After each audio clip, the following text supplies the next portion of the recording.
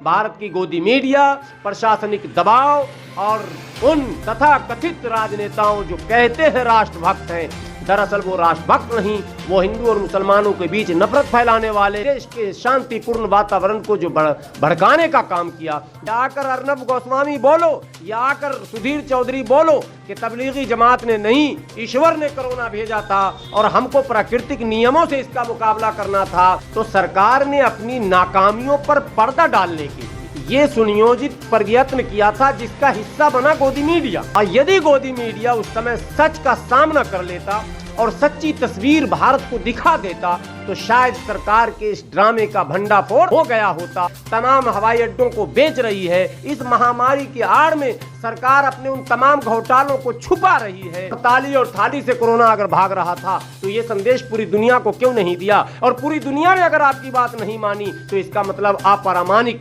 अवैज्ञानिक और जाहिलाना ये काम था। इस देश में जो तहजीब, जो सकाफत को की जड़ों को मजबूत किया था, जो प्यार और मोहब्बत का वातावरण बनाया था, आज उसे जलाने और सुलगाने और उजाड़ने का जो प्रयास इस गोदी मीडिया के द्वारा किया जा रहा निरंतर, हम इसकी भरपूर निंदा करते हैं।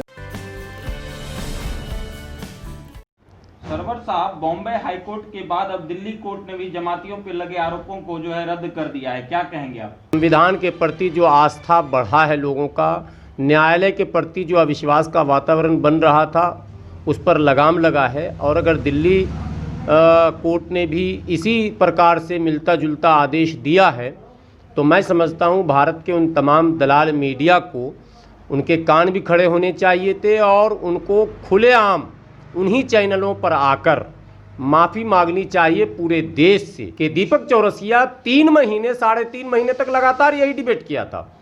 तबलीगी जमात में 27 डिबेट उसके हैं केवल मौलाना साद पर। जितनी बातें कही वो केवल तबलीगी जमात पर झूठे आरोप। अर्नब गोस्वामी ने तो कहा तबलीगी जमात के लोग लड़कियों को आंख मार रहे हैं, तबलीगी जमात के लोग मैंने जिस जगह क्वारंटीन किए गए वहां दीवारों पर पेशाब कर रहे हैं। तो मैंने कहा था कि आप ये बताओ जरा मुझे कि ये सारी हरकतें हो रही हैं और उसका वीडियो क्लिप या तस्वीर आप क्यों नहीं दिखा रहे? इसका मतलब है कि प्रायोजित था, मनगढ़ंत था, झूठा था। अब जब कोर्ट ने भी ये कह दिया कि शासन प्रशासन और मीडिया ने जो माहौल बनाया, जो आरोप लगाया, जो इल्ज़ाम लगाया, वो सब के सब गलत थे, कोड़ा बकवास था और बलि का बकरा बनाने का प्रयास था। तो भारत में मानवता का जो मतलब मानवता को जो कुचला गया उस तबलीगी जमात और कोरोना के नाम पर, मानवता का जो चीरहरण किया गया उस तबलीगी जमात और कोरोना के नाम पर, आज समय आ गया है। उन अदालतों को हम बार बार धन्यवाद देते हैं, बार बार बधाई देते हैं और संविधान को जिंदा रखने के लिए हम उनको फिर से सलाम करते हैं कि आपका ऐतिहासिक फैसला भारत की गोदी मीडिया, प्रशासनिक दबाव और उन तथा कथित राजनेताओं जो कहते हैं राष्ट्रभक्त हैं, दरअसल वो राष्ट्रभक्त नहीं, वो हिंदू और मुसलमानों के बीच नफरत फैलाने वाले जमात का नाम लेकर देश के शांतिपूर्ण वातावरण को जो भड़काने का काम किया, जो बिगाड़ने का काम किया, इसके लिए उनको अब पश्चाताप स्वरूप माफ़ी मांग लेना चाहिए अविलंब और चैनल पर आकर कहना चाहिए कि जो कुछ हमने गलत परोसा देशवासियों, पूरे देश से, जिसके कारण हिंदू युवाओं में आक्रोश आया और उनको मुसलमानों के प्रति जो नफरत फैल आया, ये कैसे भरपाई इसकी होगी? ये आकर दीपक चौरसिया बोलो या आकर अर्नब गोस्वामी बोलो या आकर सुधीर चौधरी बोलो कि तबलीगी जमात ने नहीं, ईश्वर ने कोरोना भेजा था और हमको प्राकृतिक नियमों से इसका मुकाबला करना था और आप प्राकृतिक नियमों के खिलाफ अमानवीय रास्ते को अपना रहे थे। इसीलिए कोरोना जो है जी न्यूज़ तक भी पहुंच गया, कोरोना उन तमाम नेताओं तक भी पहुंच गया जिन्होंने ये षड्यंत्र रचा था।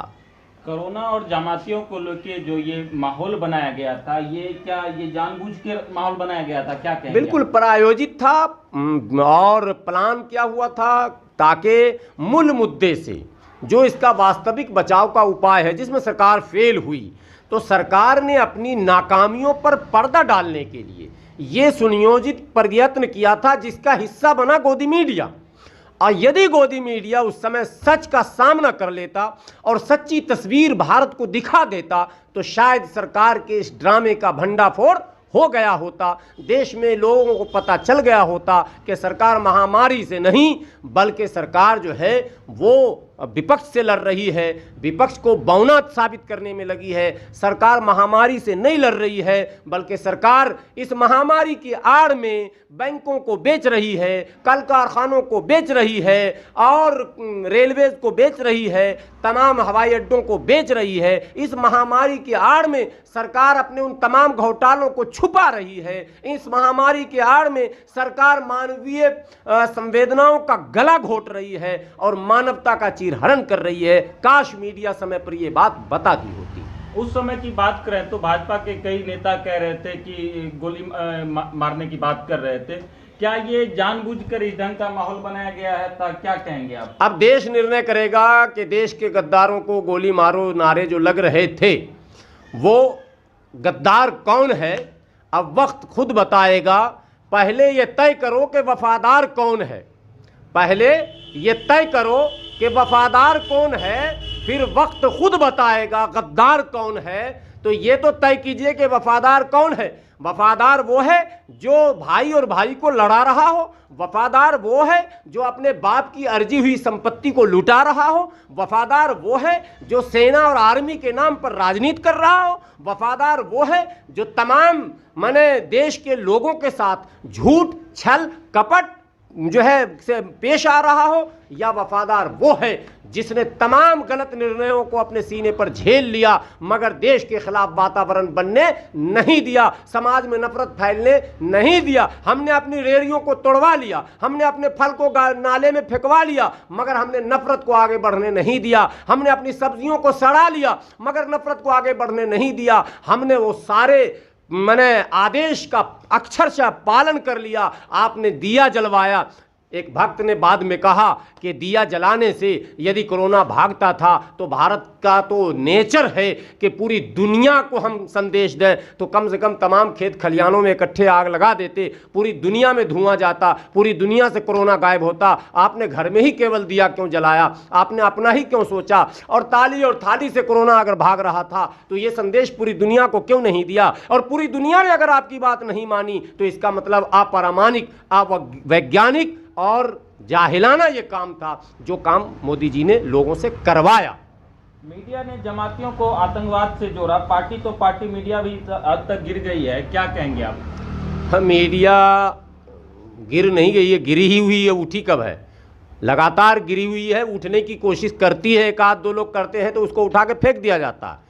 ये चीज़ बताने की ज़रूरत नहीं है। अजीत अंजुम उठने की कोशिश किए, फेंक दिया गया। अभिसार शर्मा उठने की कोशिश किए, फेंक दिया गया। पुण्य प्रसून वाजपेयी उठने की कोशिश किए, फेंक दिया गया। बाकी लोग जो है वो गिरे ही हुए हैं और बहुत ज़्यादा गिरे हैं। इतना नहीं गिरना चाहिए। उनके इन गिरने पर हम लोगों को अफसोस आ रहा, रोना आ रहा, भैया क्यों गिर गए इतने? पाँव छोड़ो, जल्दी उठो, चलो माफ़ कर देते हैं। अरे किसके पाँव तुम पकड़े हुए हो? तुम उसके पाँव पकड़े हुए जो तुम्हें कभी माफ़ नहीं करेगा। उसने किसी को माफ़ नहीं किया, अपने गुरु को भी माफ़ नहीं किया, तुम क्यों उसके पाँव में डले हुए हो? आओ, देश के लिए खड़े हो जाओ, मिलजुल कर एक नए वातावरण का निर्माण करो और सत्य को सत्य और असत्य को असत्य बोलना सीखो। संतों की भाषा बोलो, ऋषि मुनियों की भाषा बोलो, सूफियों की भाषा बोलो, इंसानों की भाषा बोलो, राजनेताओं की भाषा न बोलो। सूफियों ने, संतों ने, ऋषि मुनियों ने इस देश में जो तहजीब, जो सकाफत को की जड़ों को मजबूत किया था, जो प्यार और मोहब्बत का वातावरण बनाया था, आज उसे जलाने और सुलगाने और उजाड़ने का जो प्रयास इस गोदी मीडिया के द्वारा किया जा रहा निरंतर, हम इसकी भरपूर निंदा करते हैं, भर्त्सना करते हैं और उन सभी जजों को बधाई देते हैं। किस तरह की कार्रवाई इन नेताओं और मीडिया पे होनी चाहिए, क्या कहेंगे आप? अगर भारत में वाकई संवैधानिक व्यवस्था मजबूत हो और वाकई लोकतांत्रिक व्यवस्था मजबूत रहता तो ऐसे तमाम राजनेताओं को इस वक्त जो है कटघरे में खड़ा कर दिया जाता और इनसे बयान लिया जा रहा होता कि अब ज़रा बताइए किस किस ने पुलिस पर दबाव डाला, किस किस ने मीडिया पर दबाव डाला, किस किस ने उन संगठनों पर दबाव डालकर सड़क पर उतारा जो संगठन धार्मिक उन्माद फैला रहे थे। तो लेकिन दुर्भाग्य है कि ये ताकत, ये हिम्मत अभी हमारे भारतीय आम नागरिकों में नहीं, अभी नहीं है। ये मैं नहीं कहता हूँ कि भारत के मिट्टी में नहीं, मिट्टी में तो वो है कि अंग्रेज जैसे क्रूर शासकों को मार मार के भारत से निकाल दिया। मुझे उम्मीद है देर सवेर भारत में एक बार क्रांति आएगी, वातावरण बनेगा और इन तमाम ऐसे शासक जिन्होंने तय कर लिया कि फूट डालो और राज करो, अंग्रेज़ों की पॉलिसी को इन्होंने फॉलो करना शुरू किया है। देश समझ रहा है, युवा समझ रहा है, शिक्षित बेरोजगार संघ के अध्यक्ष लोग भी समझ रहे हैं, क्योंकि अब इनकी तादाद बढ़ रही है शिक्षित बेरोजगारों की। तो ये देर सवेर क्रांति लाएंगे और ऐसे राजनेताओं को कटघरे में लाया जाएगा, एक एक सवाल का इनसे जवाब लिया जाएगा। ये इंतज़ार उनको भी करना है।